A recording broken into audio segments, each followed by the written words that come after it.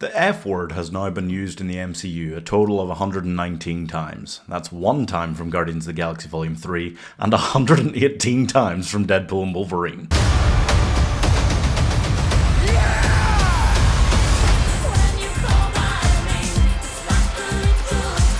Deadpool is back, and he's brought huge, jacked man with him, because, Cable, played by Josh Brolin, already had a role in the MCU, so we needed a new, gruff, angry sidekick that hits him. Watch out, Ruffalo, he's coming for the Hulk next. The story is that Deadpool gets dragged into the MCU via the multiverse, which he will then mock as a lazy storytelling device, while using it in a lazier way than anyone has yet, except for maybe The Flash. God.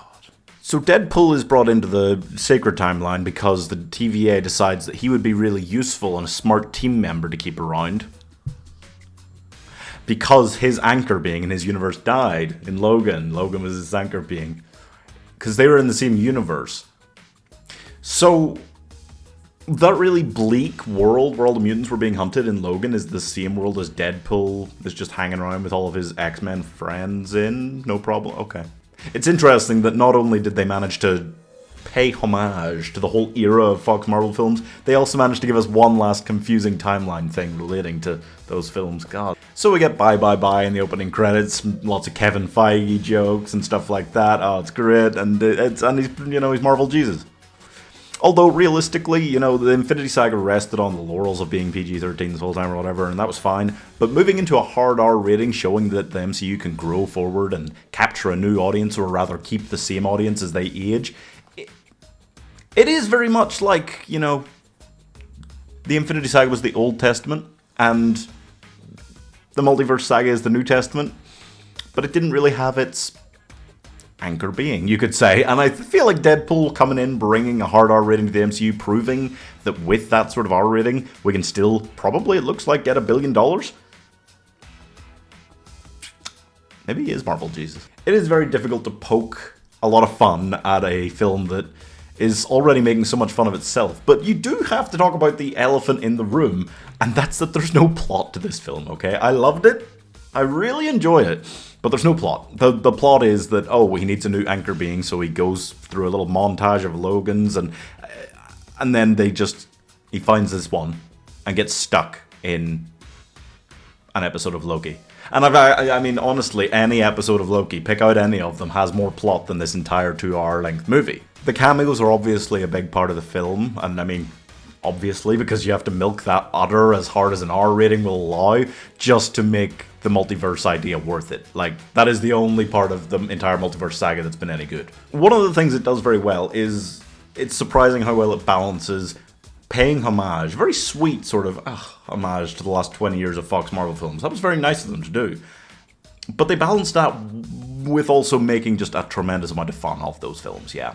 And that, it's a good mix. It's a good mix, and it's only Deadpool that could get away with that so well, I feel like. And him, just in general as a character, Ryan Reynolds, grows into the role more and more with each film. And I feel like each Deadpool film is just better than the last because he's allowed to do more crazy shit. And having the whole MCU at his disposal this time, obviously, he can go a few levels up on what he's been doing in the past. And that's very impressive, and it worked very well, and the level of budget he's got now and everything.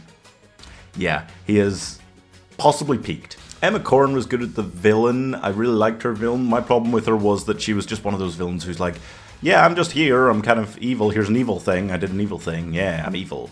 And she doesn't have any plan until she needs to have a plan right at the end, when she just steals the lesser villain's plan instead, It's all, whatever, that's fine, but it's another element of how the story was not really there or happening at all. And they got away with that because they didn't need there to be a story to this. Realistically, that is weak, and we shouldn't love the film that much because the story is so weak. But look, I'm not a vegan, but sometimes it is okay to have a meal without meat in it, like potato salad. Deadpool and Wolverine is just delicious, delicious potato salad with just a tiny bit of meat, a little bit of plot in there, a little bit, of bacon sprinkled on top of your potato salad. That's great, right? That's my favorite part of any barbecue anyway, but just full of meat. And sometimes, especially summer blockbusters, it's okay to just have something like that. But I thoroughly enjoyed it, even if it's not one of my top MCU films. I'll definitely watch it again. I'll probably go watch it again in the cinema, honestly. Not because I feel this burning, whoa, to see it again. Just because I'm like, yeah, it's just a happy time, and it feels like a summer blockbuster. In a summer where there's not been a huge number of big, great blockbuster films, I guess. So I'm giving the Marvel equivalent of that Other Side song from The Greatest Showman 4.5 stars. Ryan Reynolds is just like an AI in this role, like evolving, trying to figure out, like realizing what else he can get away with. You can see like the brainwaves moving through him as he's like, how many cocaine jokes can I fit in here? And it's very impressive. And my big worry is, what the hell do they do with him in like the Avengers films? Because they're going to have to shove him in there, right? But how's that going to work, that tone, in a film that's not going to have that tone the whole way?